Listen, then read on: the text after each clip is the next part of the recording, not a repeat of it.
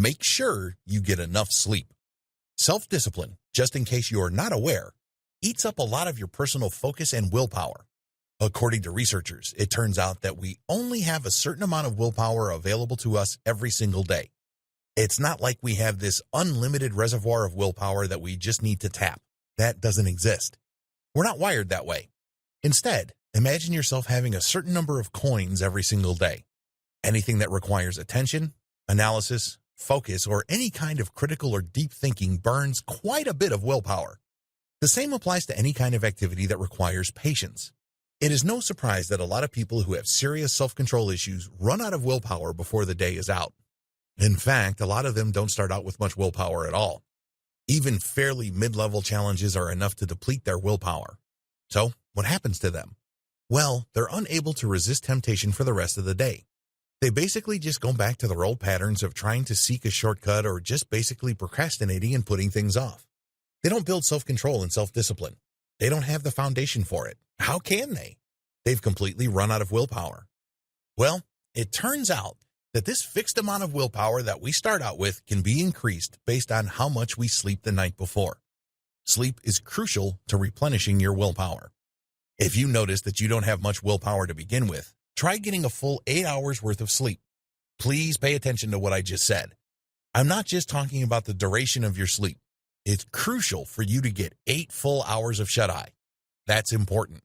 But you also have to pay attention to quality in addition to quantity. It's not enough to get 8 hours of sleep. It has to be the right kind of sleep. What is the best quality sleep? We're talking about REM sleep. This is rapid eye movement sleep where you're basically dreaming. Your mind unclutters itself. It reorganizes information and it rests in a deep and profound way. When it does this, your mental faculties are refreshed the next day and you start off with a lot more willpower than the day before. That's how REM sleep works.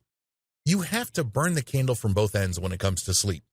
Not only do you have to make sure that you sleep long enough, but it also has to be deep, restful, meaningful sleep. When you do this, you increase the amount of willpower you have, and your mood is able to withstand a lot more punishment.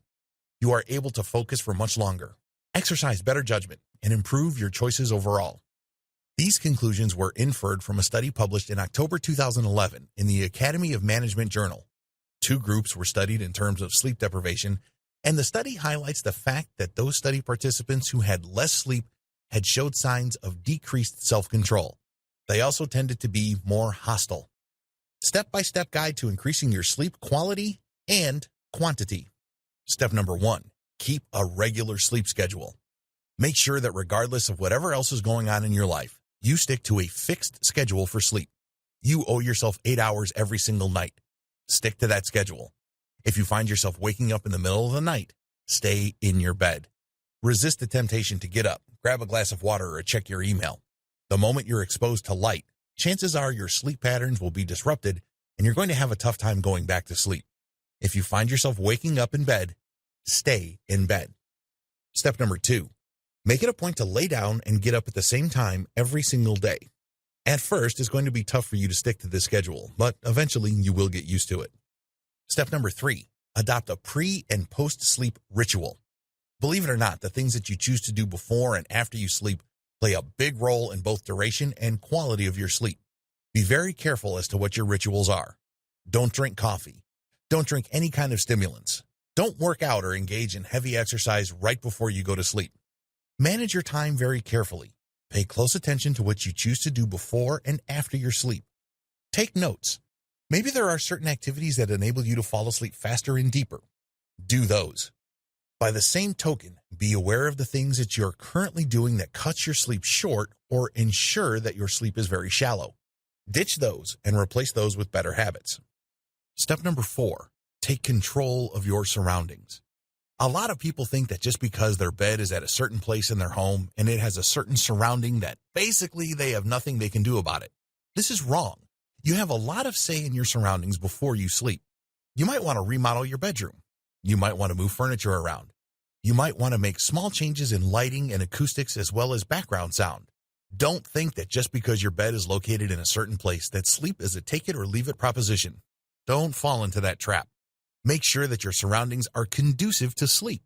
Unfortunately, the only person that can definitively answer this is you. So pay close attention to your surroundings. Take control of them. Make small changes here and there. Mix and match things. Track your results. Build on the things that you're doing right.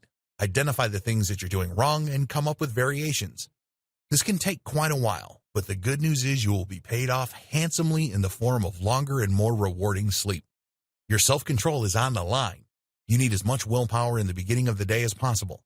Consider this long, drawn-out process as a necessary investment in the willpower you need to achieve the self-control that you're looking to build.